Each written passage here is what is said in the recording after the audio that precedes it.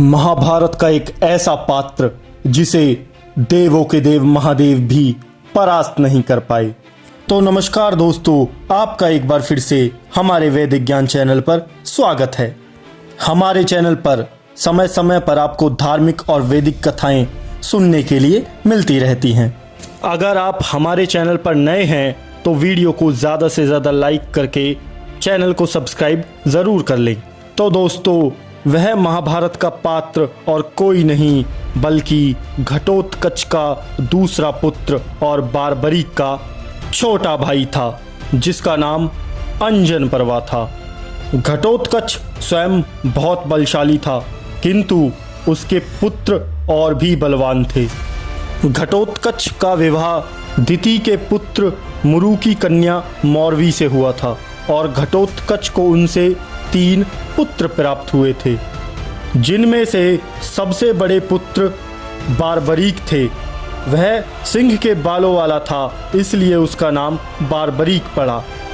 कहते हैं कि वह योद्धा इतना शक्तिशाली था कि यदि वह महाभारत युद्ध में उतर जाता तो पल में युद्ध समाप्त कर देता, क्योंकि उसने महादेव की तपस्या करके 3 अमोघ बाण प्राप्त किए थे और उन्होंने अपनी मां मौरवी को वचन दिया था कि वह महाभारत युद्ध में हारने वाले पक्ष की तरफ से लड़ेंगे।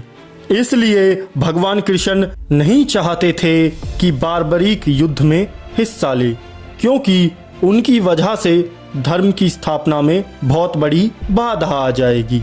इसलिए उन्होंने बारबरीक से दान में उनका शीश मांग लिया। वही बारबरीक आज भगवान खाटू श्याम के नाम से जाने जाते हैं। इनका मंदिर राजस्थान के सीकर जिले में स्थित है। घटोत्कच का दूसरा पुत्र अंजन पर्वा था और सबसे छोटा पुत्र मेघवर्ण। यह तो आप जानते ही हैं कि घटोत्कच कितना शक्तिशाली था। उसे मारना बहुत मुश्किल था। महाभारत युद्ध के वक्त कौरव पक्ष में ऐसा एक भी योद्धा नहीं था जो घटोत्कच को मार सके। घटोत्कच के हमले से आधी कौरव सेना का विध्वंस हो गया था।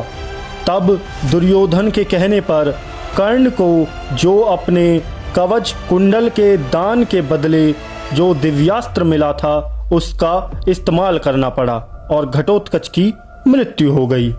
जब यह बात अंजन पर्वा तक पहुंची तो वह क्रोध से भर गया और रणभूमि में जाकर उसने कौरवों का संहार शुरू कर दिया। अंजन पर्वा बेहद शक्तिशाली और मायावी था। महाभारत युद्ध में अंजन पर्वा ने पांडवों को सहयोग प्रदान किया था। अंजन पर्वा के सामने उस वक्त जो भी योद्धा आ रहा था वह उसको परास्त करता जा रहा था। फिर महाभारत युद्ध में उसका सामना अश्वत्थामा से हुआ। उस वक्त वह कभी आकाश से पत्थर गिराता तो कभी पेड़ों की वर्षा करता, तो कभी अपनी माया का प्रसार करके रथ पर चढ़ के आमने सामने युद्ध करता। महाभारत युद्ध में भीम पौत्र घटोत्कच पुत्र अंजन पर्वा ने उसी प्रकार अश्वत्थामा को रोक दिया जैसे गिरिराज हिमालय आंधी को रोक देता है। किंतु अश्वत्थामा को इससे जरा भी घबराहट नहीं हुई, क्योंकि अश्वत्थामा भी भगवान कृष्ण की तरह 64 कलाओं में निपुण थे। उन्हें अंजन पर्वा के अस्त्रों का तोड़ ज्ञात था, किंतु दुर्योधन परेशान हो गया कि जिस तरह घटोत्कच ने तबाही मचाई थी ऐसे ही उसका पुत्र भी हमारी सेना का विध्वंस कर रहा है। अंजन पर्वा आसमान से पेड़ों की ऐसी वर्षा कर रहे थे कि उससे दुर्योधन, कर्ण एवं द्रोण सभी घायल हो गए।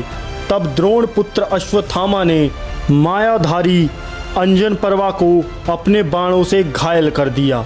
तब अंजन पर्वा ने सभी मायावी अस्त्र इस्तेमाल अश्वत्थामा पर किए, किंतु उन सब का अश्वत्थामा पर कोई प्रहार नहीं हुआ, क्योंकि अश्वत्थामा उन सब अस्त्रों का तोड़ जानते थे। जब अंजन पर्वा नीचे उतरकर अपने स्वर्ण भूषित रथ पर यानी सोने के रथ पर खड़ा हुआ तब द्रोण पुत्र अश्वत्थामा ने अंजन पर्वा को उसी प्रकार मार डाला जैसे भगवान शिव ने अंधकासुर का वध किया था। और इस प्रकार घटोत्कच पुत्र अंजन पर्वा वीरगति को प्राप्त हुआ।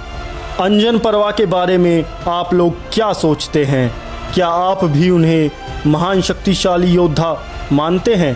तो कमेंट बॉक्स में अपनी राय ज़रूर लिखें और ऐसी ही धार्मिक वैदिक कथाओं और धर्म ग्रंथों को जानने के लिए मेरे चैनल को सब्सक्राइब करें। हरे कृष्णा।